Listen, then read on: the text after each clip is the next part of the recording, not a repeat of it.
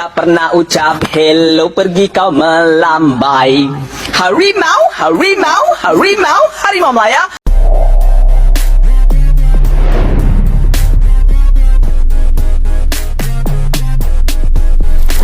Siapapun ke semifinal, bagi saya ini adalah olahraga dan saya tetap juga untuk dukung Indonesia kerana Malaysia sudah pun pulang awal dari laga AFF Mandiri pada tahun 2025 ini. Tetap saya respect atas perjuangan luar biasa di GBK. Bertahan tanpa kebobolan di markas lawan bukan hal yang mudah ya. Dan terima kasih kepada anak muda U23 Malaysia yang menampilkan persembahan yang baik juga bagi saya di GBK malam tadi. Game semalam lawan Indonesia, ramai yang cakap, bang, main tak ada hala tuju, main long ball. Bang kena sedar juga, kalau kita main open ataupun main toe-to-toe dengan Indonesia, confirm kita akan kena. Pendapat saya, pemain-pemain tengah Indonesia ni sangat solid, terutamanya Robbie Darwish dan juga Rihanan. Cuba tengok balik sizing diorang. Memanglah tak adalah tinggi sangat, tapi susuk fizikal dia tu tegap. Dengan pemain-pemain tengah yang kita ada, saya tak rasa pun kita boleh main open dengan Indonesia.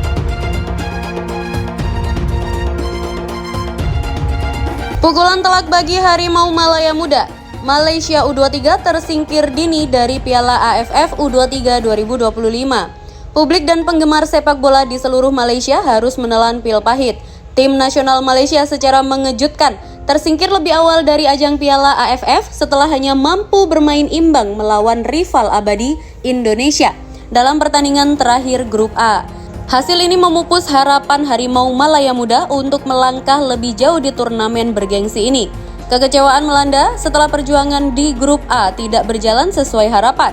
Malaysia U23 hanya berhasil mengumpulkan 4 poin dari 3 pertandingan. Kemenangan atas Brunei Darussalam tidak cukup menolong, mengingat mereka takluk di tangan Filipina dan hanya bermain seri saat menghadapi Indonesia. Di sisi lain, timnas U23 Indonesia tampil perkasa dan berhasil mengamankan posisi juara Grup A. Skuad Garuda Muda menunjukkan performa konsisten dengan meraih 2 kemenangan dan 1 hasil imbang, menempatkan mereka sebagai salah satu favorit di babak selanjutnya. Pertandingan melawan Indonesia menjadi penentu nasib Malaysia U23. Harapan untuk lolos sebagai runner-up terbaik pun pupus setelah hasil imbang tersebut tidak cukup membawa mereka melampaui tim-tim di grup lain. Kegagalan ini tentu menjadi evaluasi besar bagi Federasi Sepak Bola Malaysia dan staf pelatih untuk memperbaiki performa tim di masa mendatang. Ini sangat mengecewakan, kami tahu potensi tim ini, tapi hasil di lapangan berbicara lain, ujar pengamat Malaysia. Kami berharap ada perbaikan signifikan terutama dalam mentalitas dan strategi permainan. Tersingkirnya Malaysia U23 dari Piala AFF U23 2025 menjadi cambuk bagi sepak bola negeri jiran. Para penggemar berharap ini menjadi pelajaran berharga dan memicu perubahan positif agar timnas Malaysia di segala kelompok umur bisa kembali bersaing di level tertinggi Asia Tenggara. Media Malaysia mengungkapkan kekecewaan setelah timnas Malaysia tersingkir dari Piala AFF U23 2025 usai bermain imbang melawan timnas Indonesia. Dua media Malaysia, Berita Harian dan Harian Metro, kompak membuat judul balik awal dan bungkus awal dalam pemberitaannya. Skuad U23 negara ini pulang lebih awal dari Piala ASEAN U23 ketika mereka ditahan imbang tanpa gol oleh Indonesia dalam pertandingan terakhir Grup A, tulis Berita Harian. Sementara Harian Metro menulis, skuad U23 negara ini menyelesaikan lebih awal kompetisi Piala AFF U23 setelah bermain imbang 0-0 dengan Indonesia dalam pertandingan terakhir Grup A. Artikel yang lebih kritis diungkap media Malaysia, New Straits Times. Media itu menyebut timnas Malaysia sebagai harimau ompong, merujuk kepada Harimau Malaya yang merupakan julukan timnas Malaysia. Harimau muda yang ompong tersingkir dari Piala AFF U23, tulis headline NST. Judul artikel itu berkaca dari buruknya performa lini depan Malaysia, terutama menghadapi lawan yang sepadan atau di atasnya. Dari 3 pertandingan Grup A Piala AFF U23 2025, Malaysia U23 hanya mampu mencetak gol di 1 pertandingan, yakni ketika mengalahkan Brunei 7-1.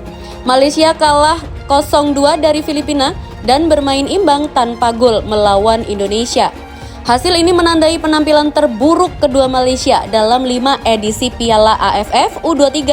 Rekor terburuk Malaysia terjadi di 2022 ketika mereka tersingkir di grup yang berisikan hanya Laos, tulis NST. Meski media-media Malaysia kecewa dengan hasil tersingkir, namun pelatih timnas Malaysia U23 Nafuzi Zain bangga dengan para pemainnya. Terlebih Malaysia U23 berhasil menahan imbang timnas Indonesia U23 di GBK.